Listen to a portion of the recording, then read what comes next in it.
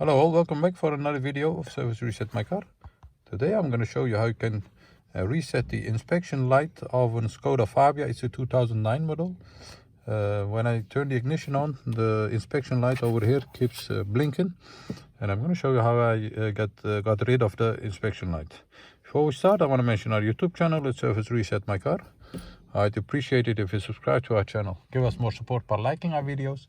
Any questions, any comments, use the comment area and I'll get back to you as soon as possible. Okay, let's start with this one. As I mentioned before, when we turn the ignition on, an inspection indicator here keeps on blinking.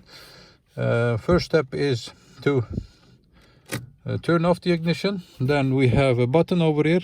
Press this button and keep pressing that while you turn the ignition on to the second position.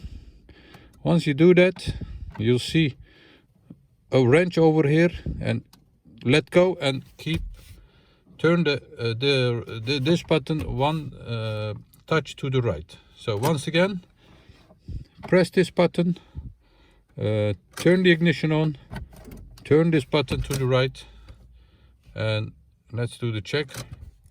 And once we check that, as you can see, the inspection blinker is gone now. Thanks for watching. I hope this worked for you.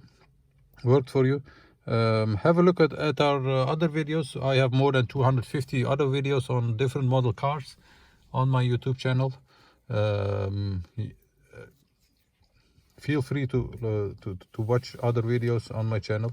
Any questions, any comments, use the comment area, and I hope to see you next time with another video. Stay safe, take care, bye bye.